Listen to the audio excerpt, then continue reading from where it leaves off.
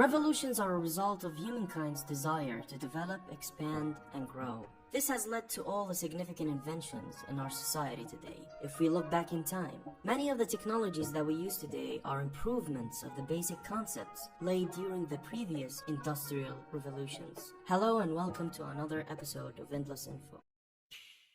The first industrial revolution holds a crucial place in history since it marked the era of mechanization. It was a time where humankind began to understand and use different energy sources.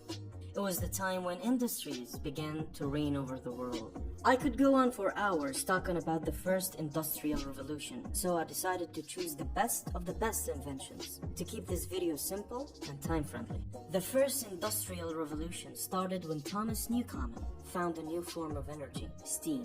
He made the atmospheric steam engine that can be used to pump water from mines. The need for such an invention came when Newcomen knew about the high operating costs of using horses to pump water out of mines. The problem with the early steam engine is that it only produced a reciprocal motion, and to move something like a wheel, a rotary motion was needed. So James Watt, yes, the unit of power watt was named after him. He also developed the concept of horsepower, and we'll get to that in a separate later on video. He believed that steam energy had an untapped potential that could be applied to countless industrial processes. He subsequently went to tinker the steam engine and made his version of the Newcomen steam engine with a separate condenser and other useful modifications. The result was a double-acting pump that was powerful and fuel-efficient. It was a stepping stone which proved that steam packs a serious punch and can be used for more power-demanding applications.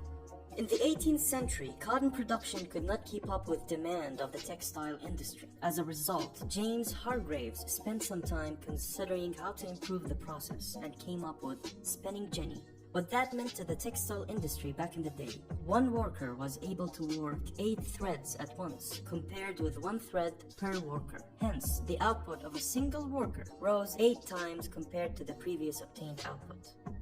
In the 18th century, if one was to convert cast iron to wrought iron, they had to heat the whole piece in a furnace and then beat it to perfection. Henry Court from Lancaster was someone who loved to tinker with different processes associated with iron.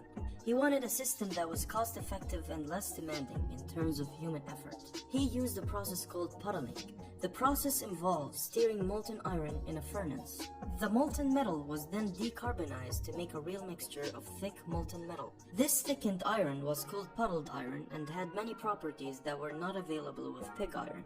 The finished product was better and purer than wrought iron, and the bar shape was used immediately. The beauty of this method was that all these processes were mechanized using steam engines, and the furnaces did not require charcoal. This was one of the great advancements that shaped the first industrial revolution.